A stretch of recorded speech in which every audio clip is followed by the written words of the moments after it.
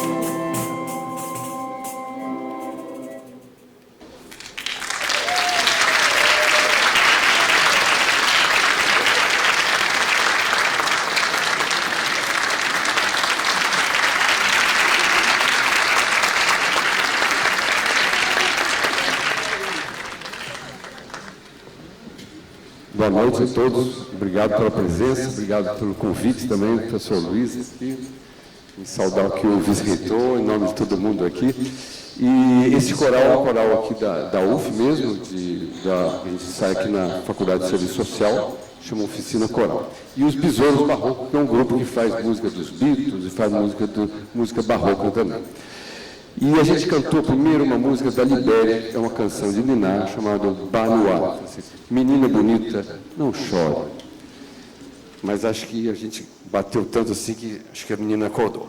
E a próxima a gente vai fazer, chama Jambo Bwana, uma canção que ficou muito famosa nos anos 70, alguns aqui não eram nascidos ainda, mas e que fala também uma música que fala assim, Jambo, vamos dançar em Swahili, não sei se é assim que fala, e eles estão convidando todo mundo, saudando todo mundo para cantar e dançar, e não tem problema que ela tem um refrão que é Hatuna Matata, que todo mundo ficou conhecido pelo caso do filme, mas já antes essa música era bastante conhecida lá no Quênia, foi um sucesso na época. Então, Jambo Bwana.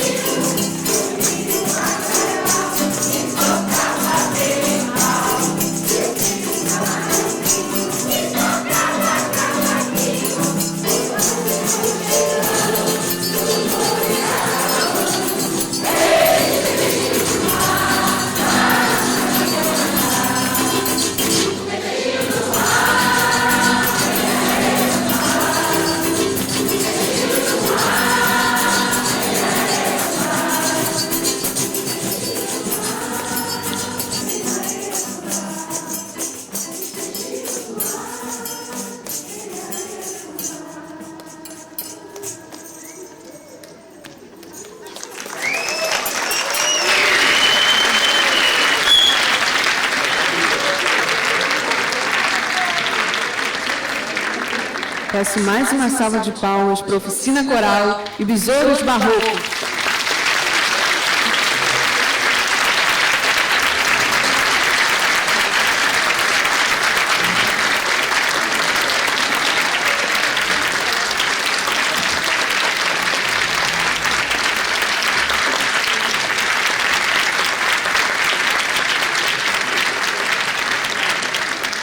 Daremos continuidade à cerimônia de abertura, ouvindo o hino nacional. Solicitamos que todos fiquem em posição de respeito.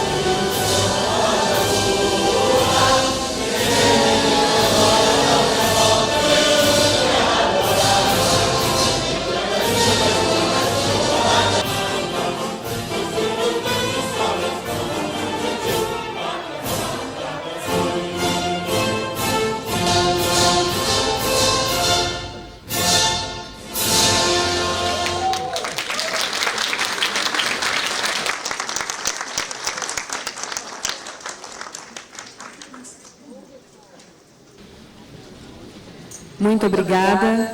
A gente vai fechar rapidamente para reorganizar o palco e logo, logo a gente abre.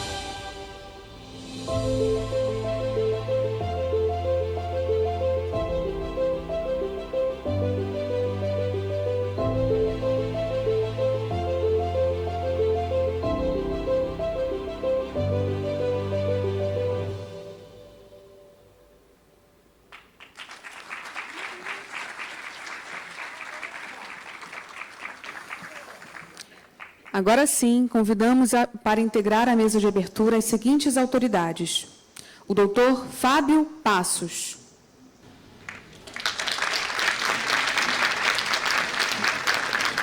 Vice-reitor da Universidade Federal Fluminense. Doutor, mestre e graduado em Engenharia Química pela Universidade Federal do Rio de Janeiro.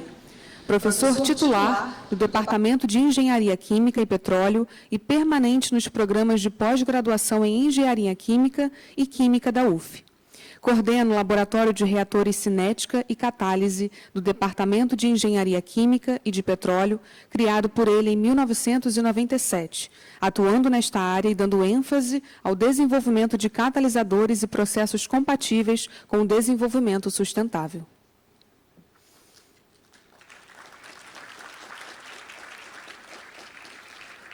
Convidamos agora o doutor Túlio Batista Franco.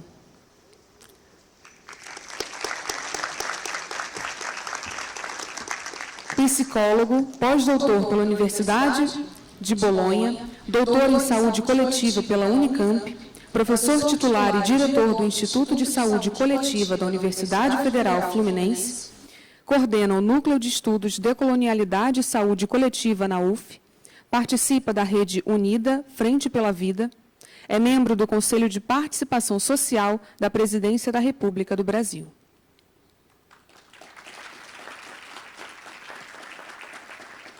Convidamos agora Amélia Bispo dos Santos, presidenta da Associação de Chagas da Bahia, membro do Fórum Social Brasileiro para Enfrentamento de Doenças Infecciosas Negligenciadas e membro da Federação Internacional de Associações de Pessoas Afetadas pela Doença de Chagas.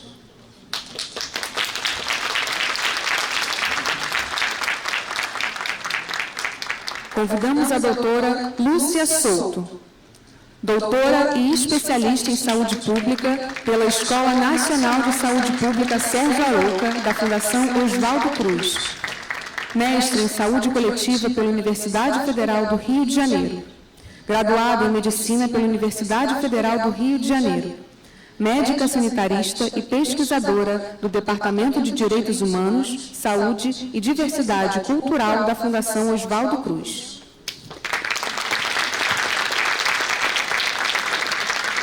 Convidamos agora o Dr. Luiz Andrade.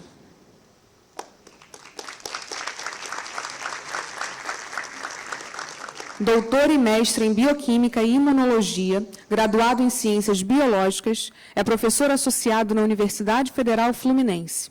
Seu trabalho inclui pesquisa em imunologia, educação e epistemologia, além da produção de materiais inclusivos. Ocupa cargos importantes em associações acadêmicas e de saúde pública.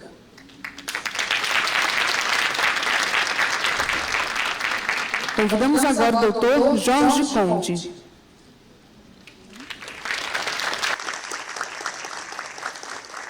Doutor em Ciências do Desporto, ramo de Atividade Física e Saúde, pela Universidade de Coimbra. Mestre em Toxicodependência e Patologias Psicossociais, pelo Instituto Superior Miguel Torga, em Coimbra. Professor e especialista em Cardiopneumologia e membro do Conselho de Gestão do Instituto Politécnico de Coimbra. Membro da Comissão Permanente e responsável pela Comissão Técnica de Saúde do CECISP. Representante dos Politécnicos do Centro no Conselho Coordenador da RIS 3 Centro. Membro do Conselho Estratégico para o Desenvolvimento Intermunicipal da CIM, região de Coimbra, e membro da direção da incubadora do Instituto Pedro Nunes. É presidente da Rede Acadêmica das Ciências da Saúde da Lusofonia e presidente indigitado do 10º Congresso da Rede Ibero-Americana de Universidades Promotoras de Saúde.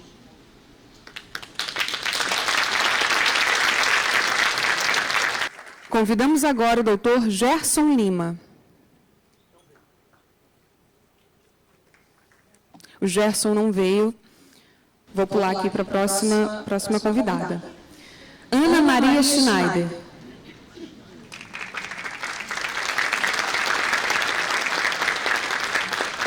Atual secretária municipal de saúde de Niterói. A sanitarista atua na área de gestão de saúde há 37 anos. Foi secretária municipal de saúde da Prefeitura de Resende, coordenadora do Núcleo Estadual do Ministério da Saúde do Rio de Janeiro, subsecretária de Desenvolvimento do Sistema de Saúde da Secretaria Estadual de Saúde do Rio de Janeiro e subsecretária-geral de Saúde do município do Rio de Janeiro.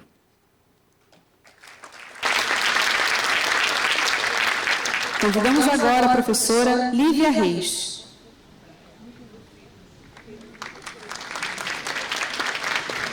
Lívia Reis é professora titular de Literaturas do Instituto de Letras da Universidade Federal Fluminense. Mestre em Letras pelo FRJ, tem doutorado em Literaturas Hispânicas pelo FRJ, é doutora pela USP e pós-doc pela Universidade de Santiago do Chile. Possui livros e artigos publicados no Brasil e no exterior.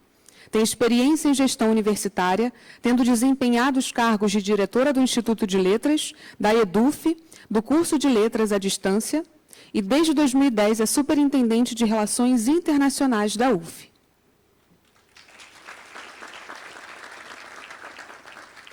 Convidamos agora a Luísio Gomes da Silva Júnior.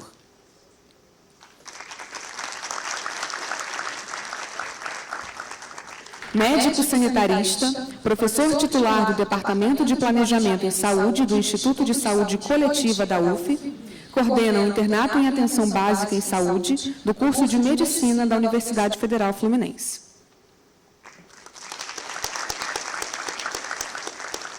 Convidamos agora Yuri Silva Ferreira de Souza.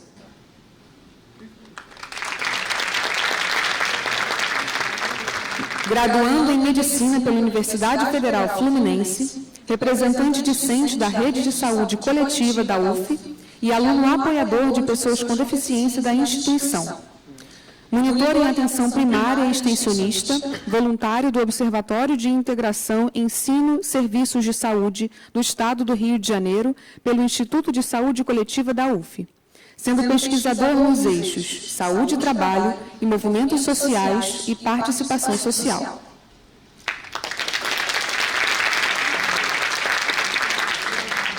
Ele também coordena o Diretório Acadêmico Barros Terra como diretor da pasta de Relações Institucionais. Atualmente, coordenador político da Comissão de Heteroidentificação da Direção Executiva Nacional dos Estudantes de Medicina. conselheiro local do Hospital Municipal Carlos Tortelli, aqui em Niterói. Com a palavra, Luiz Andrade.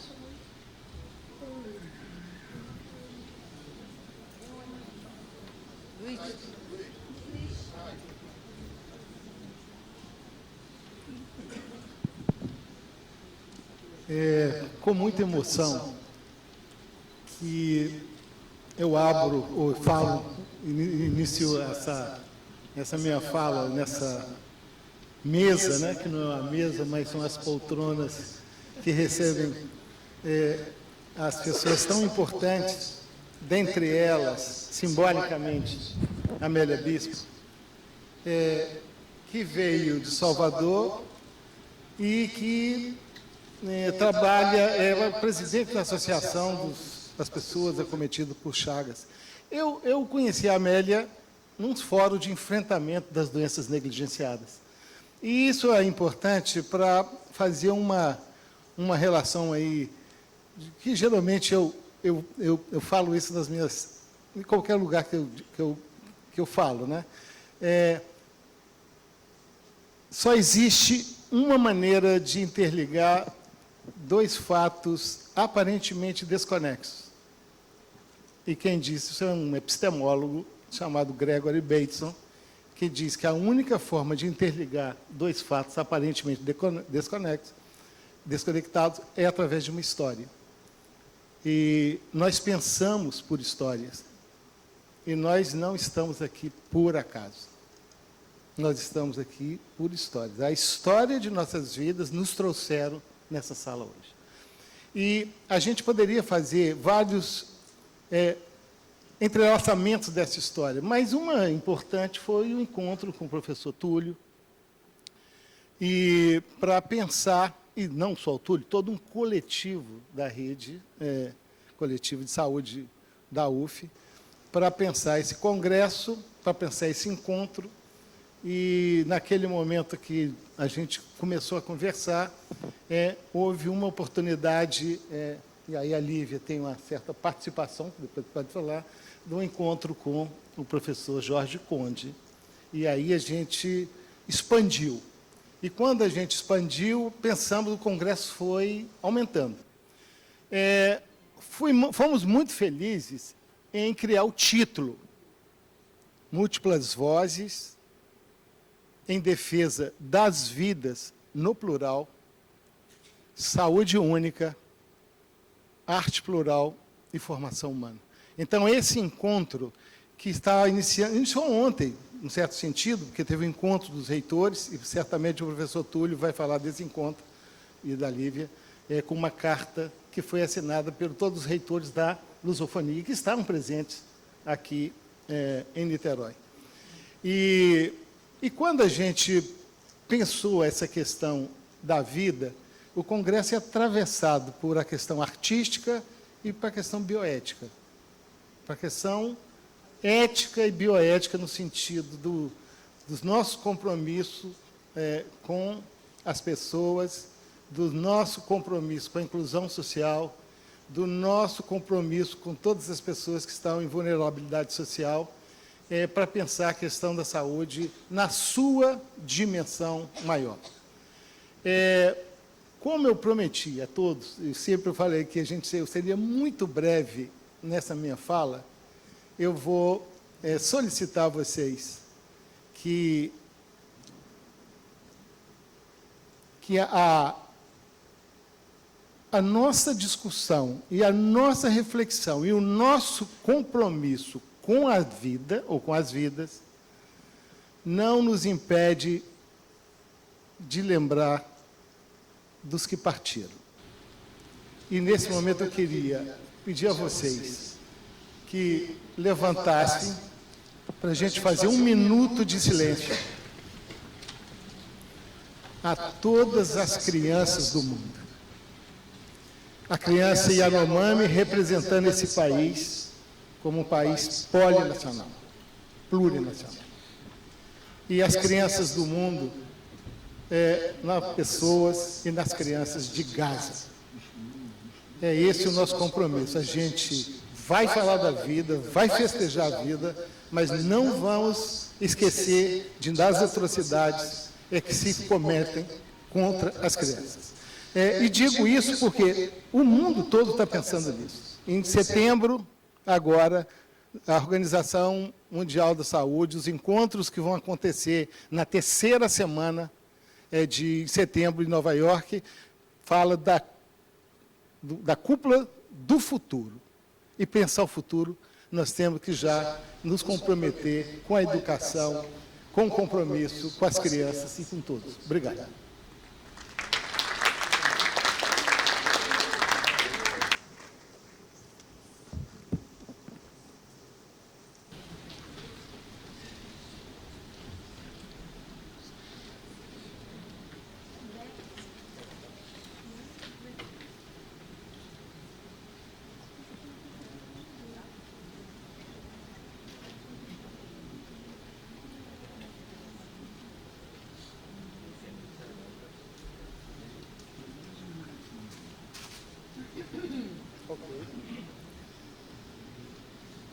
Vamos passar, né?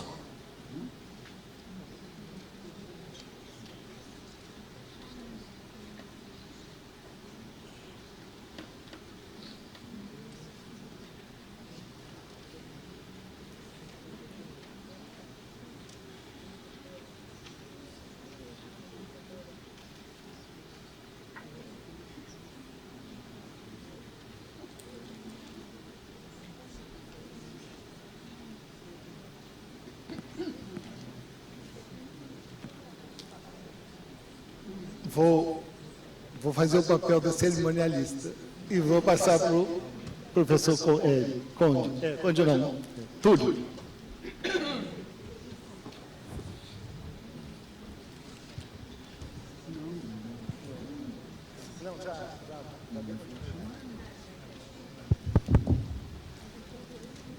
Bom, boa noite.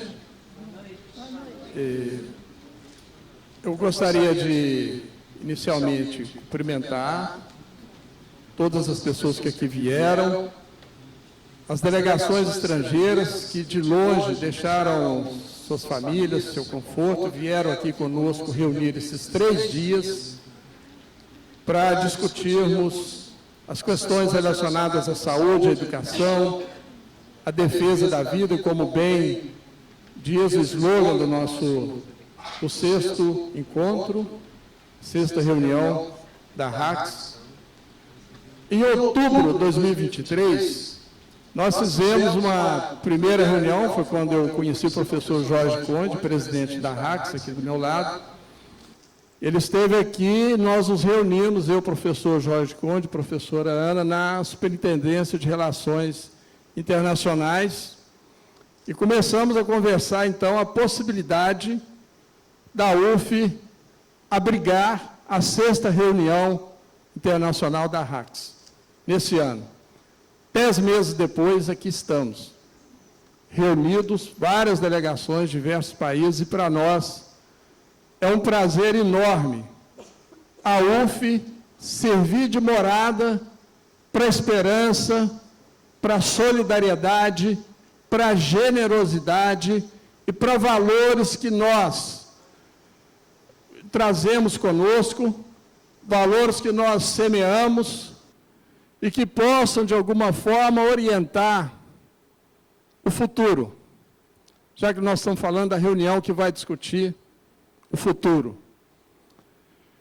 E a grande questão do nosso tempo é esse. Nós tivemos hoje à tarde uma mesa, lembrando aqui do nosso colega Luiz Eugênio, que está aqui conosco, que é da Federação Mundial de Associações de Saúde Pública, falando da era das incertezas.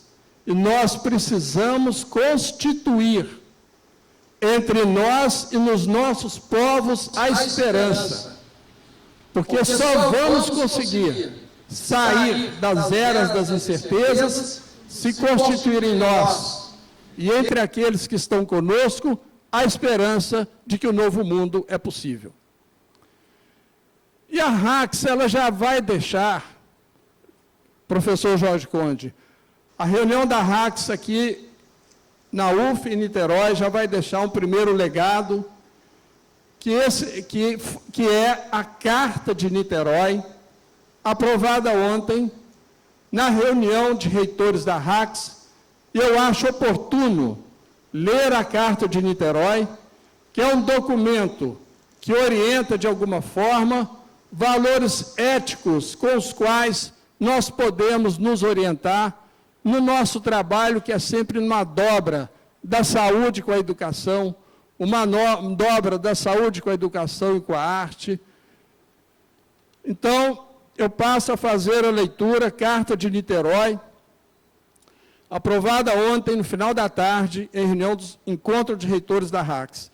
Os reitores de instituições de ensino superior, filiadas à Rede Acadêmica das Ciências da Lusofonia, RACS, reunidos na Universidade Federal Fluminense, em Niterói, no dia 27 de agosto de 2024, durante a 6ª reunião internacional da RACS, para discutir o tema do desenvolvimento sustentável no contexto da atual crise climática global, considera a centralidade da questão ambiental associada à defesa das vidas, seja humana dos animais, combinada com a defesa do ambiente, reconhecem a centralidade dessas questões na nossa época, como tem proposto a Organização Mundial de Saúde, reconhecendo o protagonismo das instituições de ensino sobre estas questões.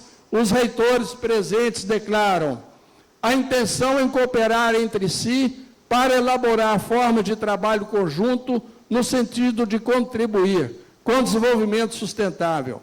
Se reconhecem protagonistas na preparação das gerações futuras e a relevância em formar pessoas com consciência crítica sobre a questão climática e ambiental. Se comprometem a esforços conjuntos para criar alternativas energéticas que contribuam para a necessária substituição das matrizes movidas a carbono, contribuindo para a geração de energia limpa. O compromisso em cooperar para a formação de quadros das respectivas instituições, promovendo a mobilidade estudantil de docentes para o intercâmbio técnico e científico. Propõe um encontro de reitores da RACS a cada reunião anual da rede. Espera-se, assim, criar uma ambiência entre reitores de instituições de ensino da RACS, de cooperação em favor da Agenda 2030 das Nações Unidas, firmada em setembro de 2015, e que orienta para políticas públicas e ações da sociedade civil para o desenvolvimento sustentável, com base em 3 pilares: econômico, social e ambiental. Eu acho que, a partir desse momento, os princípios éticos, os princípios políticos, os princípios técnicos que nós discutimos ontem e aprovamos no encontro de reitores, pode passar a ser, com certeza, de posse desta reunião da RACS como um todo, assumida por todos nós e que pode orientar, de alguma forma, nossas ações daqui para frente. Eu quero dizer que nós, daqui para frente, estaremos certamente unidos e reunidos em torno de constituir novamente a esperança e construir efetivamente um mundo melhor para todos nós e para as gerações futuras. Muito obrigado.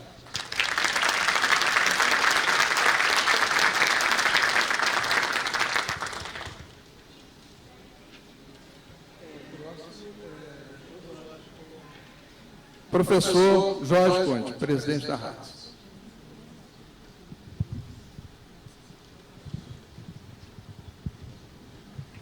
Bom, boa tarde a todas e a todos.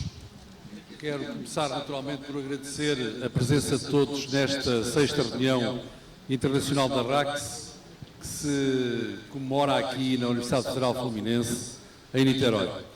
E, seguindo nesta lógica de agradecimentos, começar por agradecer ao professor Túlio Franco e ao professor Luís Andrade o facto de terem abraçado esta organização e de nos terem proporcionado a oportunidade de estarmos hoje aqui em Niterói, no Rio de Janeiro, no Brasil, onde as delegações de vários países se reúnem para discutirmos aquilo que a RACS nasceu para fazer. E quase que acertávamos com o aniversário da RACS, porque a RACS fará no próximo dia 1 de setembro 8 anos e por pouco a reunião não coincidia com o aniversário da RACS. Agradecer na pessoa do Sr. Vice-Reitor, do professor Fábio Passos, e naturalmente ao Sr. Reitor, professor António Cláudio, a recepção que nos fizeram e o facto de nos acolherem aqui na vossa casa, que muito nos honra, e acreditar que a Universidade Federal Fluminense vai ter cada vez mais importância no seio da RACS, depois deste encontro que aqui estamos a realizar.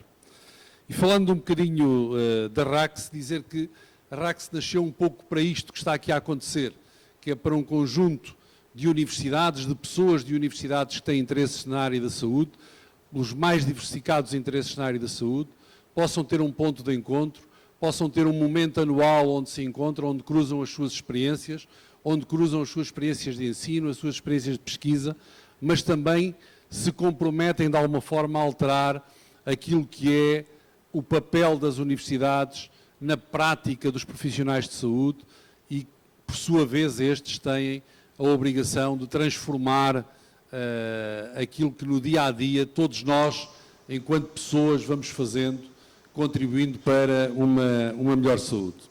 E a RACS tem tentado fazer isso ao longo destes 8 anos, estando em todos os países de língua portuguesa. Há pouco, naquele vídeo de abertura, tivemos a oportunidade de percorrer esse universo da lusofonia e tem tentado fazer isso das mais diversas formas. Desde logo, com a criação de uma revista científica que procura o caminho dos grandes palcos da ciência e que é hoje produzida bilingue, em português e em inglês, porque infelizmente nós, os falantes de português, ainda não conseguimos impor que as revistas exclusivamente em língua portuguesa estejam nos grandes palcos e por isso vamos nos sujeitando às dinâmicas internacionais que obrigam a que a ciência se faça em inglês e daí que a revista seja publicada bilingue. Mas dizer também que, para além disso, a RACS foi criando uma rede de mobilidade que começa agora a ganhar frutos, foi criando um observatório daquilo que é o ensino da saúde pelo mundo lusófono, uma rede de bibliotecas e aquilo que tem sido provavelmente o cerne do desenvolvimento da RACS, que são os núcleos académicos nas suas diferentes vertentes, onde pessoas com interesses comuns numa determinada área da ciência se reúnem para promover esses nichos de ciência que podem ser feitos à volta de um determinado tema ou à volta de uma determinada atuação profissional. E, portanto, é também por aí que temos feito um caminho grande no desenvolvimento da ciência. E a propósito desta dinâmica que os núcleos académicos vão criando, dizer-vos que, para além deste encontro físico que hoje aqui fazemos, nós organizamos anualmente um encontro a que chamamos Luz à Saúde, que é um encontro 100% virtual, onde conseguimos criar essa dinâmica e que este ano vai acontecer no próximo dia 15 de novembro e onde esperamos voltar a reencontrar-nos, dessa vez atrás dos computadores, porque não estaremos presencialmente numa sala como hoje conseguimos fazer. Falando um pouco desta reunião de hoje e complementando um pouco aquilo que os colegas que me antecederam já fizeram, dizer que esta reunião que hoje acontece aqui em Niterói traz uma abertura daquilo que tem sido o universo da RACS, porque é provavelmente a primeira vez que a reunião não se centra em temas que acontecem em corredores de hospitais. Nas outras reuniões da RACS, nas outras 5 reuniões da RACS, provavelmente, eu diria, 80% dos temas que nós discutimos passam-se no corredor de um hospital. A maior parte dos temas que foram apresentados, dos temas que estiveram no cerne das reuniões, aconteciam à volta da prática do tratamento, da prática das doenças e, portanto, eram mais do que uma rede de ciências da saúde ou de uma reunião de ciências da saúde, era uma reunião de ciências da doença. E hoje estamos aqui numa reunião com um formato completamente diferente, onde as questões que estão à volta, como o Luís referencia sempre, à volta das múltiplas vozes em defesa das vidas, à volta deste conceito cada vez mais presente de saúde única, é aquilo que nos traz aqui e é aquilo que seguramente nós levaremos daqui uma visão lateral, uma visão um bocadinho diferente, paralela àquela que habitualmente fazemos da doença e dos corredores do hospital, mas muito focada numa outra visão sobre a saúde, numa visão mais promotora de saúde do que indutora do tratamento de doenças. E, portanto, vamos seguramente levar daqui uma nova visão que anda à volta da arte, das tecnologias da saúde, da governança em saúde, da segurança alimentar, da agroecologia, da emancipação social, dos problemas específicos das minorias motivados pelo género, pela raça ou pela condição social. Portanto, tudo isso nos fará seguramente olhar para uma visão diferente de quando falamos em saúde e que tem naturalmente muito a ver com o facto desta reunião ser organizada também por uma rede de saúde coletiva a que os colegas estão naturalmente ligados. E, portanto, é um pouco isso que nos apraz também registar, enquanto Presidente da RACS, nos apraz registar esta capacidade que a RACS tem para se abrir, para fazer coisas diferentes e para abraçar palcos diferentes. É essa capacidade de nos reinventarmos que faz seguramente da RACS uma das maiores redes de ciências da saúde da lusofonia, apesar de ainda muito pequena, e que eu acredito que vai fazer com que a RACS prevaleça no futuro. Muito obrigado a todos pela vossa presença, muito obrigado à Comissão Organizadora e à Universidade Fluminense por nos ter proporcionado este encontro hoje aqui. Muito obrigado.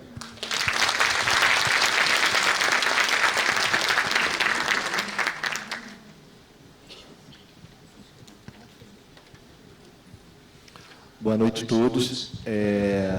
Primeiro, saudar todo mundo que se disponibilizou para estar aqui, a mesa também e a comissão organizadora, junto dos monitores, que estão trabalhando arduamente aí há um tempo para proporcionar esse evento, que espero que dê tudo certo.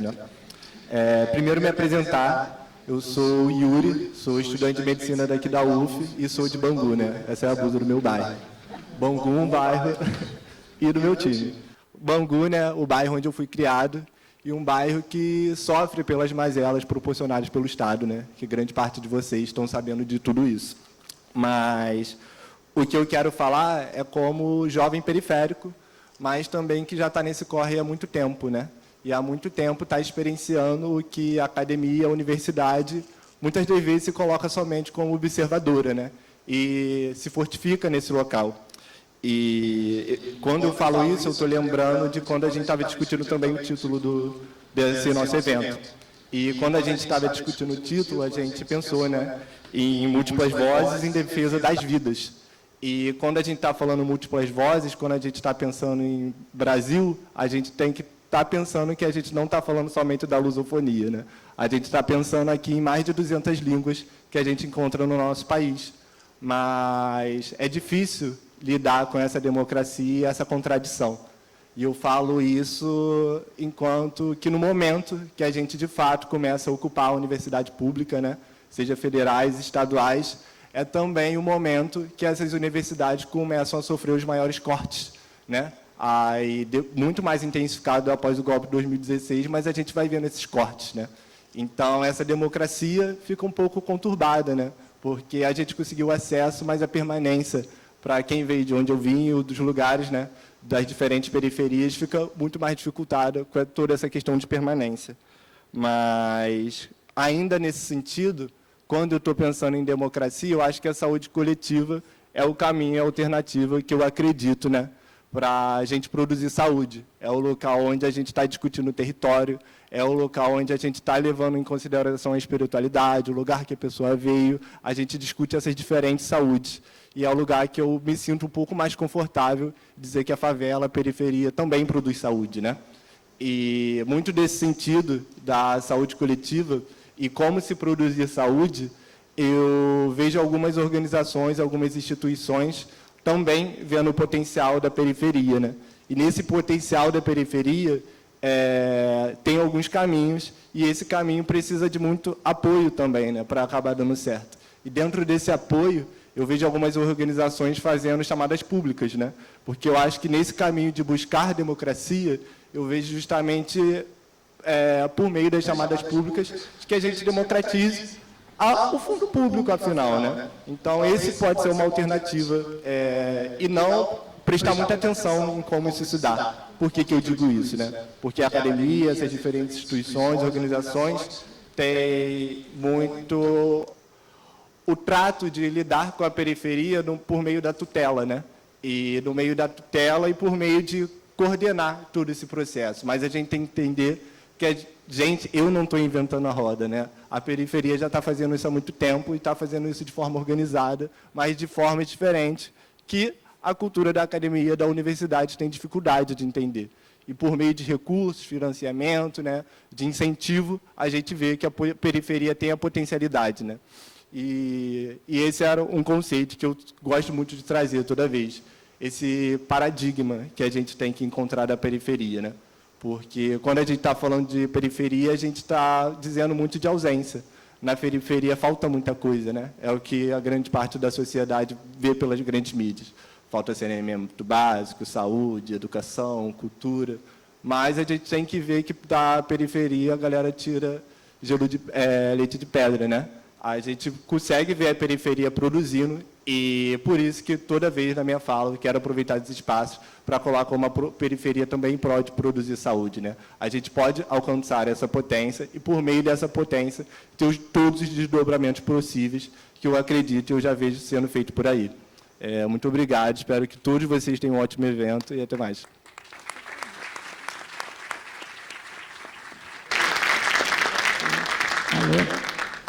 Bem, boa noite a todos, todas e todas. Eu vim ontem de um congresso de literatura que não pode falar todas e todos, sem todos. Então, vamos respeitar a irmã e na linha do que o Yuri falou, né?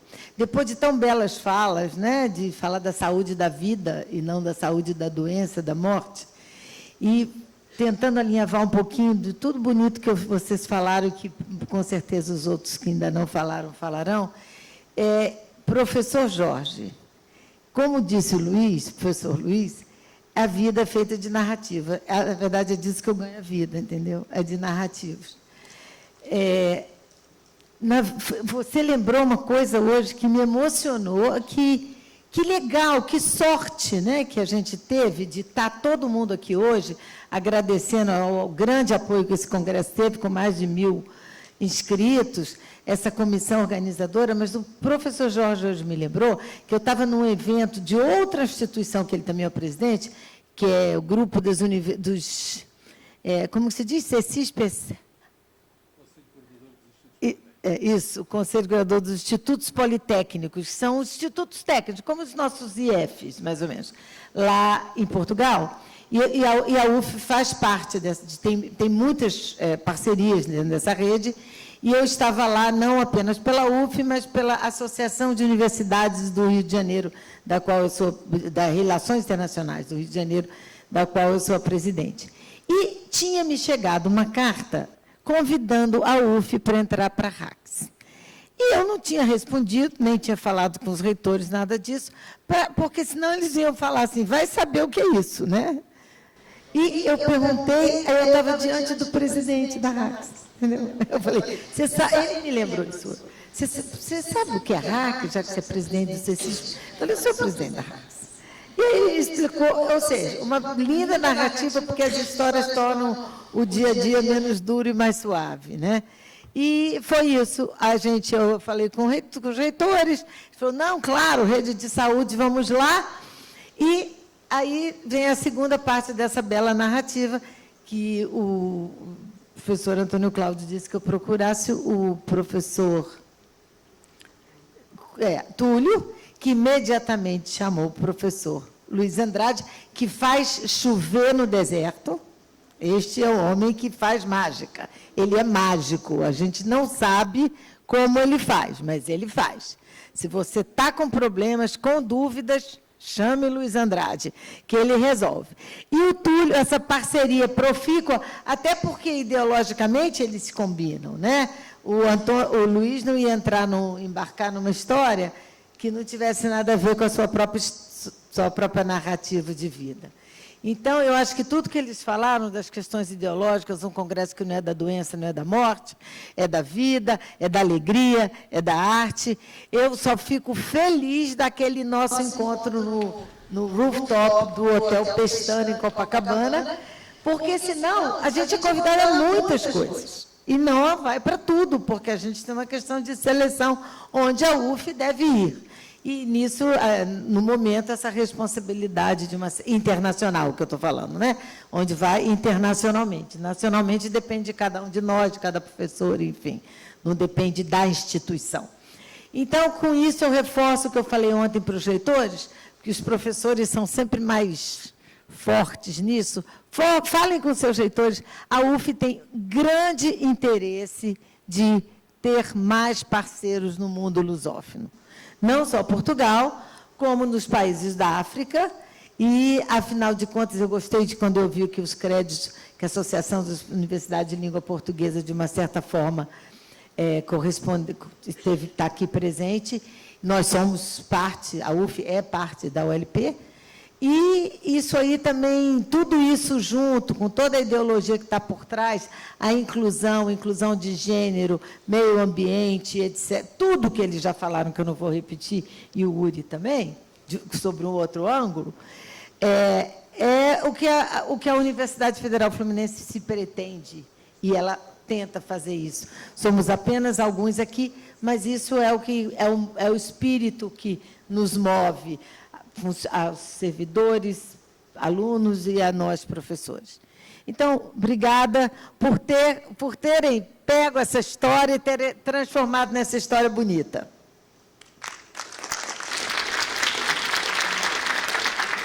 Aloysio. Alô? Sim? Bem, boa noite a todos e todas e todos.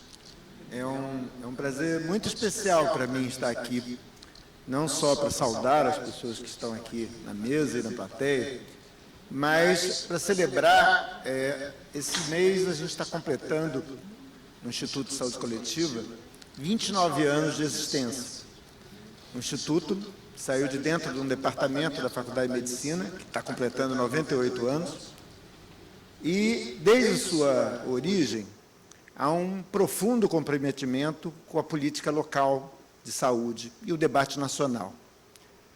E, com o surgimento do Instituto, a luta de movimentos sociais, de sindicatos, da população de Niterói, passou a ser parte da nossa cidadania, parte da nossa construção do SUS de Niterói, do SUS do Estado do Rio de Janeiro, do SUS do Brasil.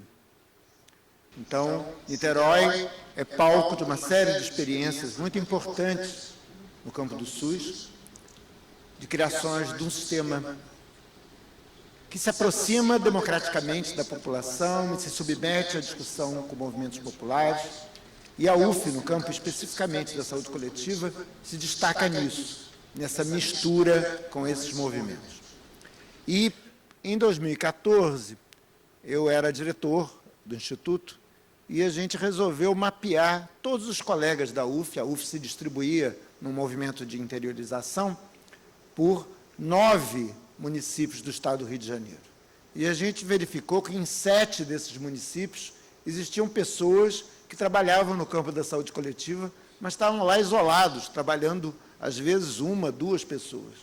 E a gente resolveu trabalhar uma rede UF de saúde coletiva que pudesse trocar experiências, reforçar o trabalho com as comunidades, trabalhar os sistemas locais de saúde e construir experiências de pesquisa, de pós-graduação, de atuação em conjunto, de estágio dos nossos alunos na rede.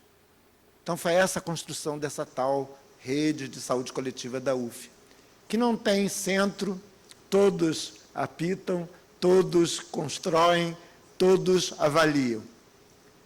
Eu estou aqui na plateia vendo uma série de colegas nossos de várias regiões, como de Rio das Ostras, professora Aida, professor Flávio, professor, meu querido amigo que veio de Friburgo, né? Gilson.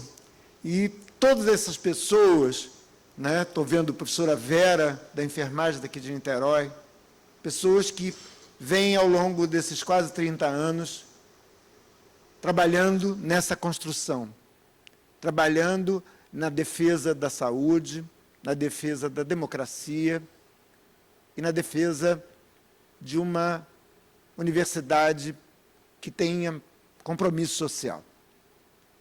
Eu saúdo a todos e desejo que esse evento tenha pleno sucesso. Boa noite. Passa agora a Amélia Bispo. Boa noite a todos e todas. O meu Mutumbá, que significa a bênção aos meus mais velhos e mais novos, em nome da minha religião, de matriz africana, e aproveito a oportunidade para agradecer o convite do professor Luiz e a presença dos nossos irmãos africanos. Eles que muito contribuíram para não só a minha história, mas como de todos os que têm raiz africana, um tio-avô, um bisa, porque naturalmente todos reconhecem que no Brasil quase ninguém é branco puro, é sempre uma raça miscigenada. Então, em nome desse povo, eu também, como mulher negra, já com meus 45 anos, resolvi atuar na área não só da saúde, mas comunitária, e a servir um pouco o meu próximo, assim, tipo uma contribuição em relação ao meu tratamento de doença de Chagas. Eu sou portadora de doença de Chagas. E, no momento que eu descobri a doença, logo fui convidada a ser integrante de vários grupos, passei a viajar, falando sobre Chagas. Já conheço, graças a Deus, 9 estados do Brasil. E no estado de Minas foi o que eu mais visitei, a cidade de Porteirinha, Espinosa, que, graças a Deus, nós temos os representantes da saúde aqui conosco. Por favor. Isso. Então, e por que eu resolvi voltar à Bahia? Quando eu vinha no Rio, em Brasília, todas as cidades não tinham um representante nosso. Eu dizia, que vergonha é essa? Eu morando em São Paulo há 40 anos, eu era representante, né, do estado de São Paulo, e a minha Bahia, cadê? E lá tem um número enorme de pessoas acometidas e contaminadas pela doença de Chagas, que tem pessoas que ainda nem sabem, pensam que Chagas é uma ferida. Então, e essa doença já tem 115 anos de descoberta.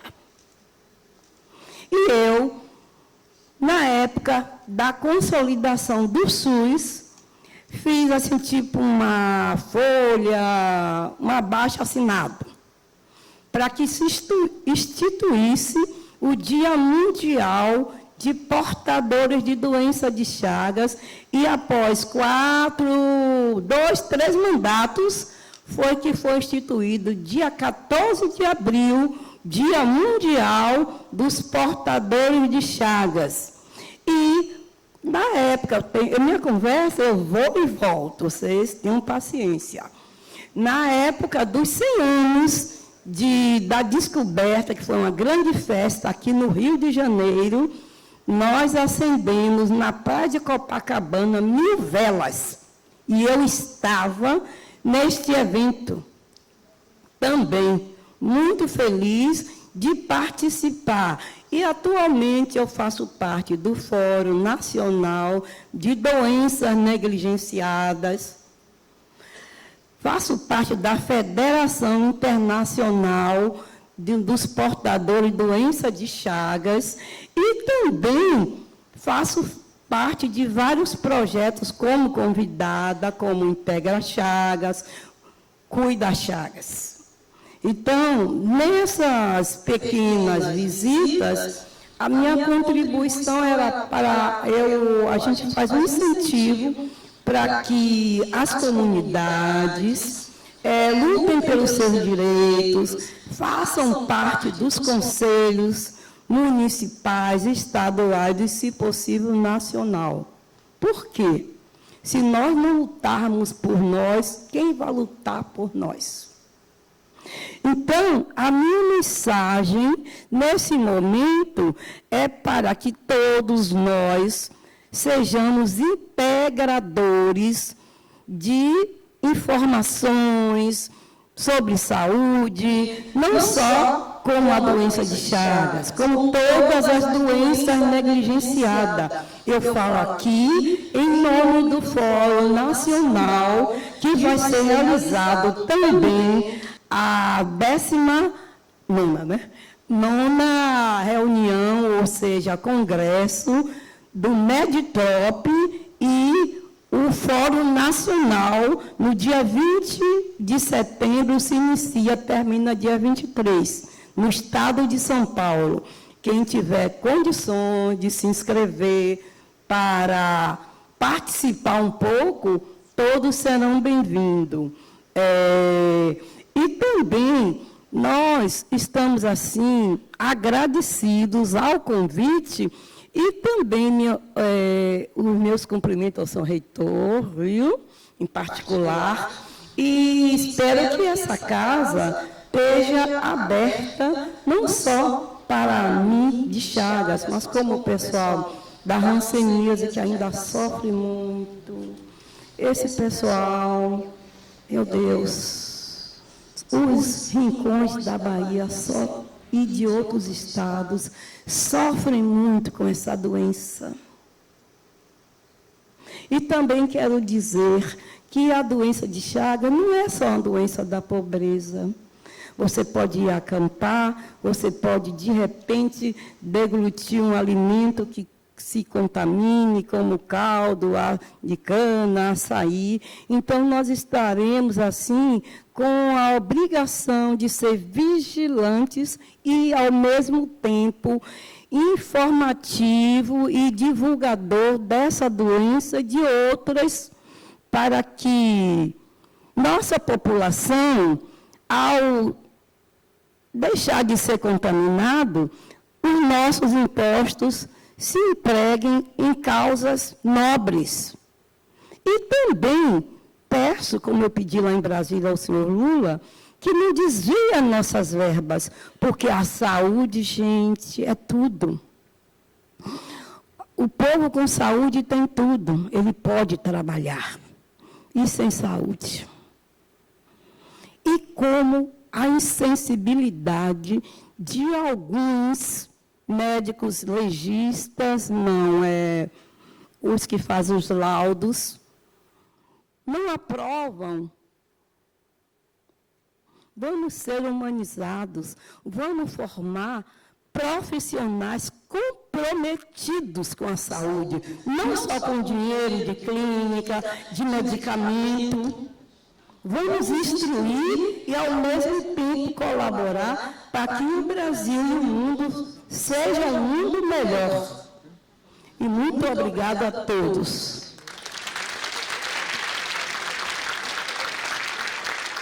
A Amélia falou por mim. Agora, a nossa secretária de Saúde de Niterói. Bom, boa noite. Quero cumprimentar nosso vice-reitor, Fábio Passi, em nome do nosso vice-reitor, cumprimento a todos os membros aqui desse dispositivo e, primeiramente, agradecer muito o convite de estar aqui. Acho que a professora Lívia foi muito feliz de falar que o Luiz tem uma mágica. Eu já tinha conversado com o Túlio em outubro, né, sobre esse encontro, mas veio o pozinho mágico do Luiz aqui, né, o pirim-pim-pim, que ele tem de unir a gente, de trazer o diálogo e, principalmente, trazer a história, né, e as narrativas que nos unem, né. A Prefeitura Municipal de Niterói deseja muito boas-vindas a todas as pessoas de fora de Niterói que estão aqui, mas também a todas de outros países, mas também a todos aqui presentes, com uma empolgação muito grande para esse debate.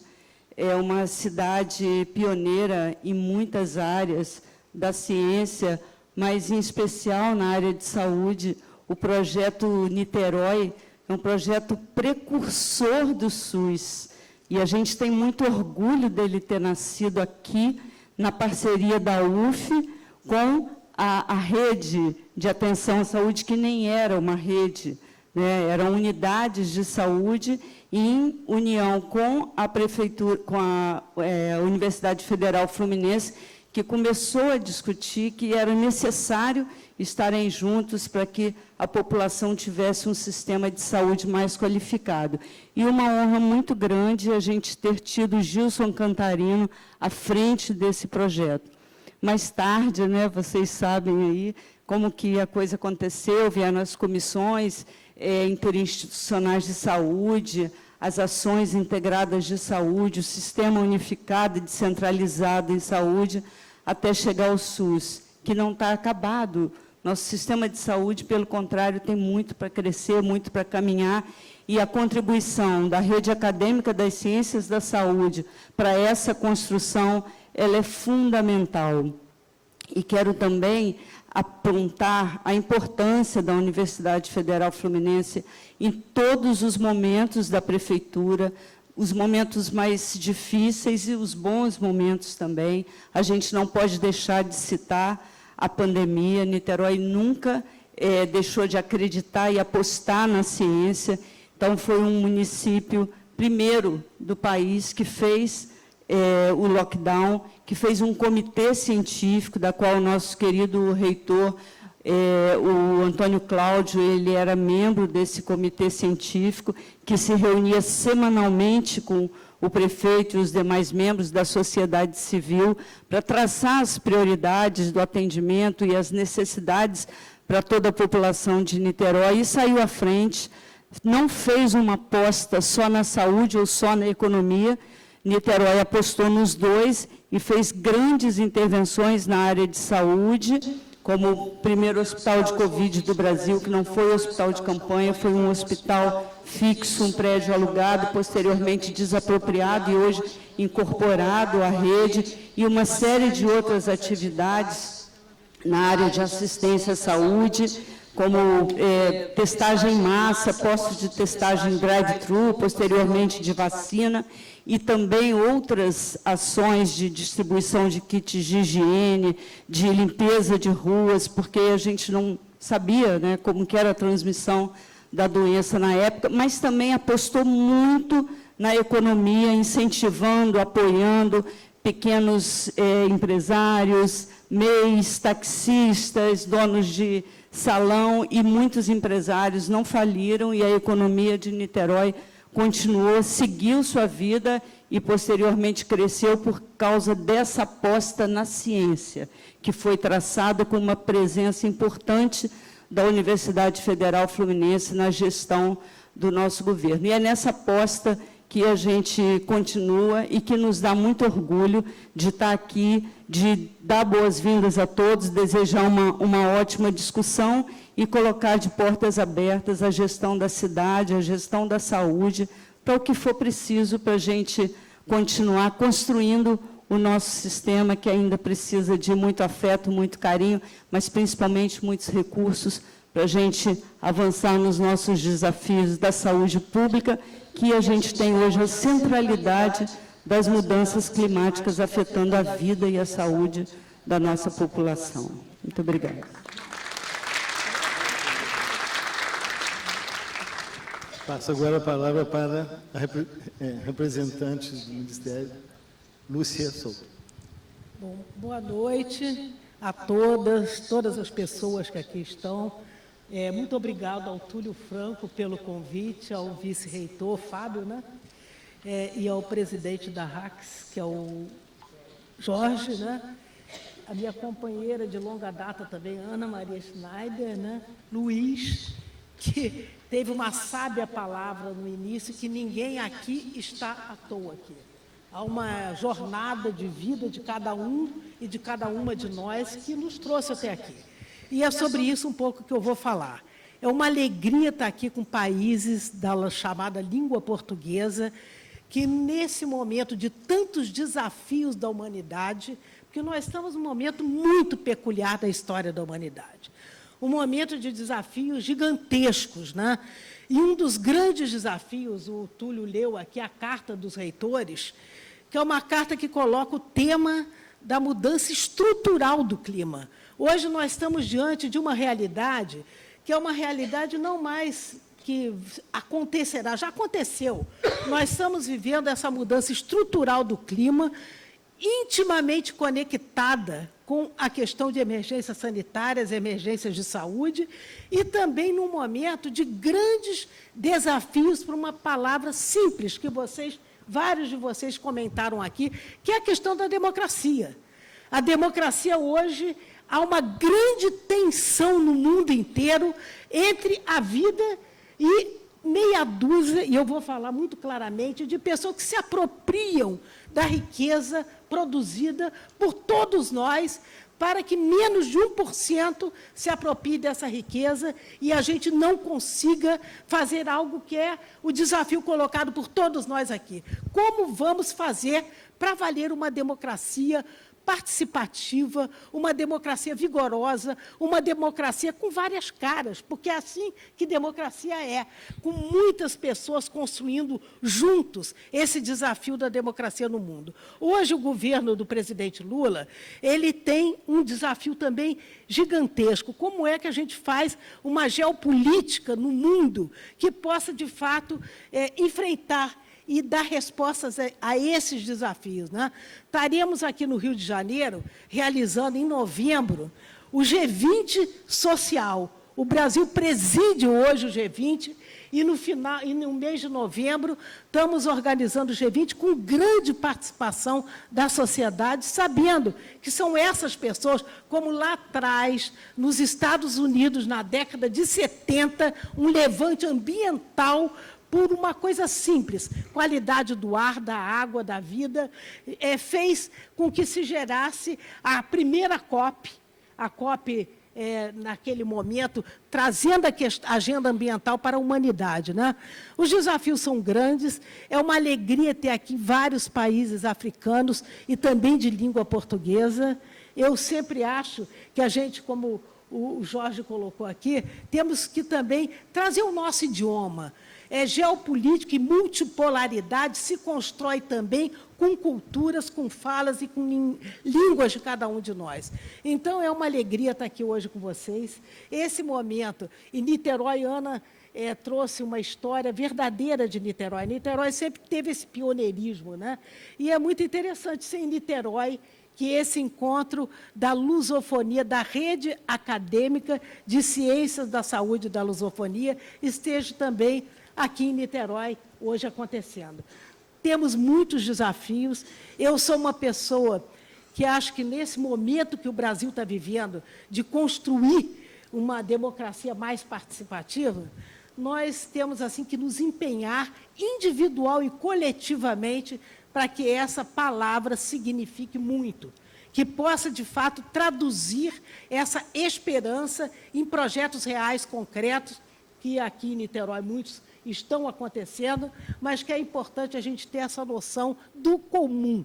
Como construir o comum, como construir a solidariedade, como construir para valer essa distribuição da riqueza, das possibilidades no nosso mundo hoje, né? São desafios grandiosos, mas todos nós juntos também temos, com certeza, essa grandeza para poder enfrentar esses desafios. Um axé para todos, a nossa companheira axé, uma saudação e uma alegria à nossa ministra da Saúde também, muito empenhada em enfrentar esses grandes desafios do Brasil hoje, e é também com essa alegria que eu trago a saudação da nossa querida ministra Nízia Trindade a esse encontro da lusofonia. O Brasil tradicionalmente tem uma grande cooperação com o continente africano, especialmente em alguns temas, em algumas doenças, algumas negligenciadas, como é o caso da doença falciforme. O Brasil tem tido, desde o primeiro governo Lula, uma cooperação muito próxima com vários países para a implantação dessa política nacional da doença falciforme em vários outros lugares, onde esse tema é um tema também de saúde pública. Então, boa noite, obrigado a todos vocês. Agora, para finalizar, o nosso vice-reitor, Fábio Passos. Obrigado. Boa noite, pessoal. Boa noite, né? Primeiro, obrigado aos que resistiram, né? Até essa quase 2 horas aqui de abertura já, né? E em especial os nossos amigos, né, reitores dos países lusófonos, todos eles de países com fuso horário mais adiantados, então ainda estão com um pouquinho de jet lag, com certeza. Então, chegaram ontem, né? Então, ainda sob efeito do questão de alguns hoje, começando o fuso horário. Então, muito obrigado por ficarem aqui, sejam muito bem-vindos por estar aqui e fazer essa discussão. Então, queria saudar o Aloysio, o professor Jorge, a Lúcia Souto, o Túlio, a Amélia Bispo, o professor Luiz Andrade, a Ana Schneider, a Ana amiga Lívia e Yuri, né, dessa mesa. Dizer que o professor Antônio Cláudio não pôde estar aqui, porque teve um evento com o ministro de Direitos Humanos, o Silvio Almeida, isso hoje, uma conversa sobre a Casa da Morte, né, em Petrópolis, que a gente vai ajudar a organizar uma questão lá. E dizer que ele gostaria muito de estar aqui, até porque ele é médico, né, atua muito nessa área, como dito pela Ana Schneider, participou aqui intensamente na questão de saúde pública de Niterói, e tem interesse formal sobre isso. Eu vou juntar um pouco o que a gente falou até agora, e muitos falam, a UF tem uma tradição, a gente constrói isso na nossa gestão e vem com uma tradição forte da gente. A gente sempre diz que a gente quer construir uma universidade que seja pública, gratuita, de qualidade e que faça, né, de extensão, pesquisa e ensino muito forte, mas que ela seja também muito inclusiva. A gente tem trabalhado muito nisso. E a dificuldade. Como o Yuri comentou, o fato da gente ter aberto mais a universidade para camadas de população que não tinham acesso à universidade antes, foi super importante. A UF já fazia isso antes da política de cota, a gente tinha uma política de bônus no vestibulares já separados antes das políticas de cota serem implantadas, então era uma tradição da nossa universidade. Mas o fato é, Lúcia, que, como representante do governo, né, o fato é que isso trouxe também para dentro da universidade desafios muito grandes. Então, a gente consegue... Então, esse desafio de manter a permanência, que o Yuri comentou, é um desafio principal que nós temos hoje, de tratar no momento que a gente tem recursos para assistência estudantil, que as nossas estimativas são 1/4 do que a gente precisa. Então, a verdade é essa, a gente precisa disputar esses recursos para fazer isso em termos disso. E aí a gente monta na reunião dos reitores, temos que todos temos problemas parecidos e muitos em comum. É importante que todos esses temas que a gente tratou aqui, eles sejam falados por todos nós sempre e discutidos isso, porque tem, em especial dos problemas brasileiros, a gente tem uma disputa, e eu acho isso, desse ponto de vista, a gente tem consciência que o governo Lula é um governo que tem clareza da importância da universidade, da importância da inclusão, desse tipo, e aí eu entendo que o governo Lula precisa de apoio da gente para mostrar para a população que a gente tem que ser apoiado mesmo, que esses temas têm que ser priorizados, né? Porque a outra pressão para controle de gastos, para essas coisas, então, é muito bem estabelecida. Então, a gente tem que criar um certo apoio para a gente mostrar para a população, esse é um caminho que a gente faz. A gente tem que estar o tempo todo mostrando para a população a importância da gente.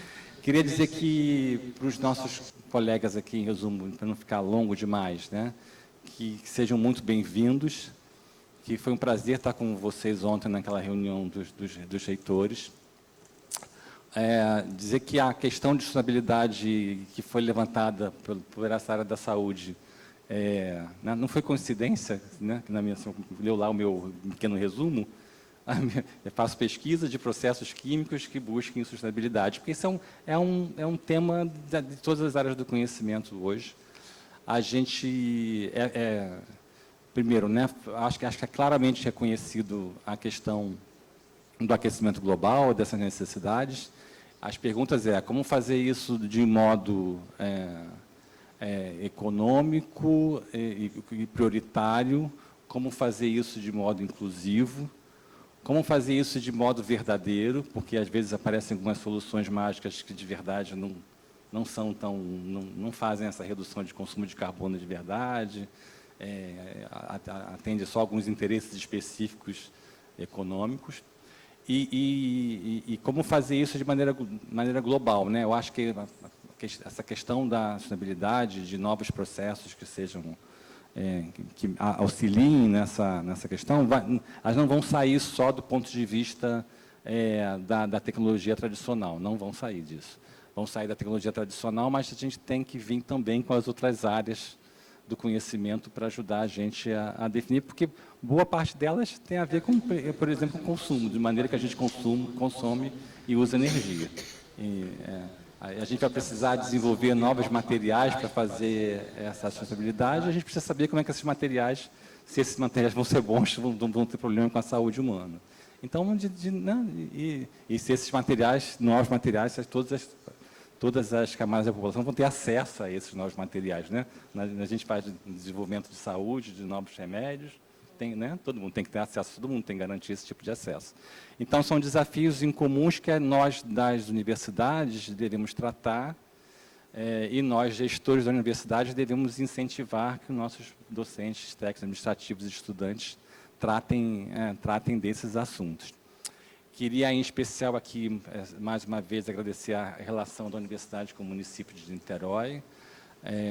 Nós estamos em 9 municípios, né, mas Niterói é a nossa sede, e a gente tem, nesses últimos tempos, tido uma relação com o município de Niterói muito bacana, e com vários assuntos, colaborações com a construção do IACS e com a reforma do Cine Caraí, e, em especial, com o PDPA, que foi um programa inédito, em que a gente tratou, são muitos, tive a oportunidade de falar sobre eles ontem na reunião com os reitores presentes, que a gente teve, foram 25 milhões de reais empregados em projetos para resolver problemas do município de Niterói. Então, esse é um exemplo, eu acho que devia ser replicado por outros municípios do país, muito importante de colaboração entre a universidade e os locais onde elas estão instaladas.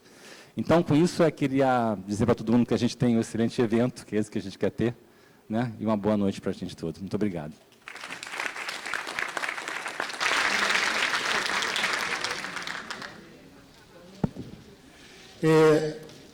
Eu passei um tempo como subsecretário de Ciência e Tecnologia no município de Niterói. E o prefeito dizia que eu quebrava os protocolos. Fábio, eu queria quebrar um pouquinho, falar 1 minuto, não mais que isso. A coisa mais importante, eu esqueci de falar, e vocês viram que eu estava nervoso, eu não, que é o agradecimento. Um português que esteve aqui, Antônio Nova, nos ensinou que a língua portuguesa tem um diferencial muito grande, e é por isso que eu quero chamar a atenção com relação ao agradecimento. No Tratado de São Tomás de Aquino, com relação ao agradecimento, diz que tem 3 níveis de agradecimento. Um nível mais superficial, que é usado pelos ingleses, pelos alemães, thank you, danke. Um nível intermediário, que poderia ser os franceses, merci, ou gracias, e um nível mais profundo do agradecimento, que é o obrigado. As pessoas não entendem, usam isso, mas não entendem o sentido disso. E o sentido é, a partir de agora, nós estamos obrigados com os vossos projetos. Quando agradecemos assim, esse é o nível mais profundo. Eu quero aqui agradecer, no nível mais profundo, aos representantes do movimento social, aos secretários de saúde e às crianças que vieram lá de Espinosa e Porteirinha. Eu quero agradecer aos monitores que estão aqui voluntariamente, não estão recebendo dinheiro. Eu quero agradecer a Sala Nelson Pereira dos Santos, na pessoa do João da Poesia, que vai estar aqui, que é de propriedade da Prefeitura, que estudo foi nos cedido. Então, assim, e agradecer aos colegas, aos reitores, e ao Jorge, e todo mundo. Eu queria festejar isso no dia 30, a gente festejar a vida com uma bela de uma cerveja, bagaceira não tem, mas vamos tomar isso junto. Abraço e desculpa aí, mas eu tinha que falar isso, esse agradecimento para as pessoas que estão organizando e nos ajudando a organizar. Agradecemos aos integrantes da mesa pelas contribuições, agradecemos a cada um de vocês. É importante informar que amanhã as atividades começam 8h30 aqui na UF, no campus Gragoatá, e às 17 horas aqui na Sala Nelson Pereira dos Santos. Tenham todos um bom retorno e um ótimo descanso.